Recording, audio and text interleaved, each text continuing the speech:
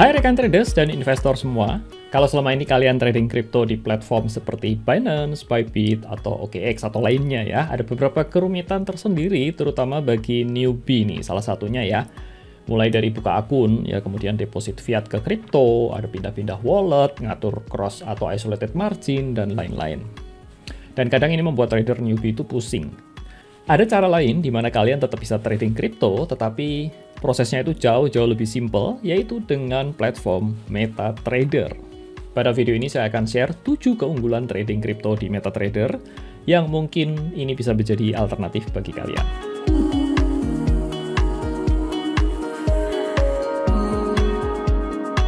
Hai, nama saya Tommy Yu, selamat datang di channel YouTube JSX Pro ID. Saya adalah traders dan investor dengan pengalaman lebih dari 10 tahun di financial market. Dan di channel ini kita sama-sama belajar untuk trading dan berinvestasi di instrumen saham, forex, maupun di kripto. Please consider untuk subscribe di channel ini dan juga gabung di komunitas Telegram kami. Linknya tersedia di deskripsi dan di pojok kanan atas.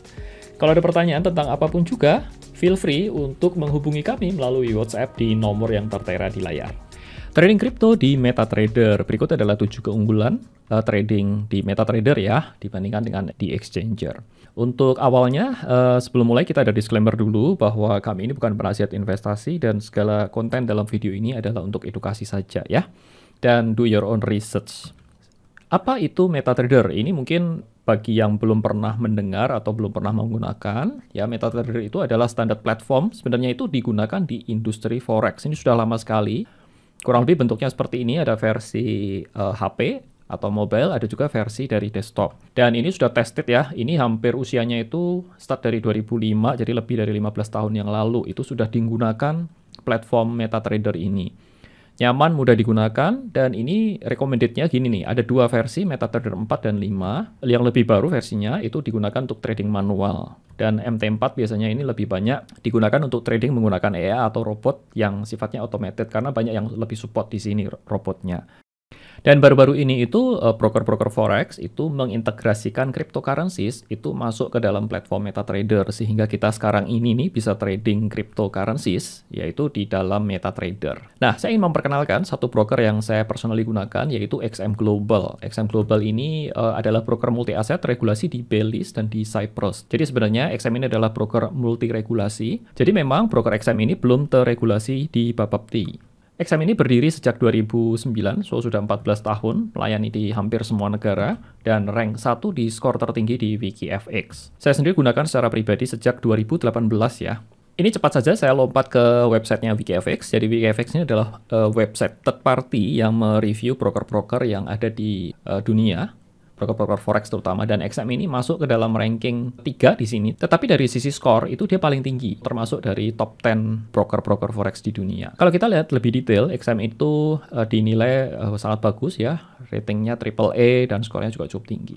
Baik, berikutnya adalah 7 keunggulan MetaTrader dibandingkan dengan exchanger. Yang pertama adalah di MetaTrader itu kita bisa trade di 2 arah. Sebenarnya kalau teman-teman lihat ini platformnya itu nanti tampilannya seperti ini ya. Ini sebenarnya itu crypto CFD, jadi bukan real atau di spot market. Jadi ini mirip kalau teman-teman itu trading itu di future market ya. Di market future-nya itu bisa buka posisi long, open buy, dan short atau open sell. Dan ini mungkin perbandingannya itu kalau dari broker atau exchanger di Indonesia ya, yang misalkan Indodax, Toko Kripto, dan lain-lain itu nggak bisa ya buka di future market atau trading di 2 arah. Selain itu hedging juga dibolehkan. Jadi hedging itu artinya membuka posisi bersamaan. Jadi misalkan teman-teman itu buka posisinya long kemudian atau buy ya, buy kemudian itu salah arah gitu, teman-teman bisa hedging sampai posisinya dia balik arah kembali. Jadi ini adalah salah satu strategi yang kita bisa gunakan. Contohnya seperti ini. Jadi misalkan ini kita buka posisi gitu ya. Ini adalah XRP. Kita bisa open posisi, misalkan 0,1 gitu, kita order placed.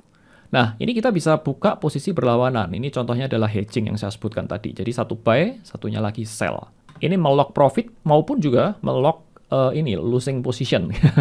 Jadi hati-hati kalau pakai hedging. Well, ini dari contoh saja, kita lanjut ya. Yang kedua, leverage-nya di MetaTrader biasanya cukup tinggi ya. Dalam hal ini tuh bisa sampai 1:500. Sebenarnya leverage ini tuh lebih banyak menguntungkannya daripada kerugiannya. Jadi selama open posisinya kita nggak serakah ya, tidak terlalu besar, itu trading dengan leverage yang tinggi itu menurut saya lebih nyaman. Kalau di XM sendiri itu total ada 31 jenis instrumen kripto yang diperdagangkan. Ini sekilas saya masuk ke websitenya dan ini ada kurang lebih itu sini nih ya. Kalau teman-teman lihat di sini ini ada instrumen atau 31 pair kripto yang diperdagangkan. Ya, hampir semuanya itu pakai quote-nya dalam USD atau ada juga yang dalam euro ya. BTC Euro, dan seterusnya. Teman-teman bisa cek juga di websitenya XM langsung untuk melihat lebih detailnya.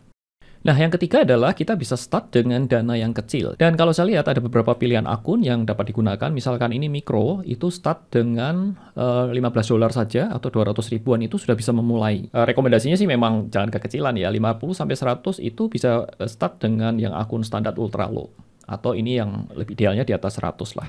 Jadi dua akun yang saya rekomen itu adalah yang tipe ini dan tipe ini. Ini untuk trading crypto oke banget. Nah, ini beda ya, nggak ada yang namanya itu funding rate. Jadi kalau teman-teman lihat di sini ini ada produk yang tanpa swap. Ini saya dapat ibaratkan ini sama dengan funding rate. Jadi tidak ada biaya menginap. Kalau di exchanger itu kan akan dicas setiap 8 jam. Jadi kalau teman-teman lihat, misalkan ini di Binance ya. Ini kalau teman-teman lihat di bagian future, ini future, kemudian ini saya ambil pairnya BTC USDT, ini ada yang namanya funding. Fundingnya ini adalah 0,01. Jadi kalau fundingnya positif, yang long bayar yang short. Kalau fundingnya negatif, yang short bayar yang long. Gitu ya. Dan ini countdown-nya ini tiap 8 jam, jadi sehari dicas 3 kali. Jadi lumayan. Jadi ini kalau dikali 3 itu ya 0,03%. Ini kalau nginep, jadi kalau hold posisi berhari-hari ya tinggal dihitung aja begitu. Berikutnya adalah tidak ada komisi transaksi. Jadi kalau di compare ya, ini teman-teman lihat ini no swap dan commission. Jadi kalau teman-teman buka posisi misalkan satu lot XRP gitu ya, ini swap dan commissionnya ini nol semuanya. Misalkan ya di exchanger Binance gitu, ini 0,02 untuk maker, ini ya perbandingannya seperti ini, dan untuk takernya ini biasanya lebih tinggi, antara 0,04% sampai 0,05%. Jadi ini lebih enak ya, maksudnya lebih beneficial bagi kita sebagai trader. Dan juga ada automated trading, EA.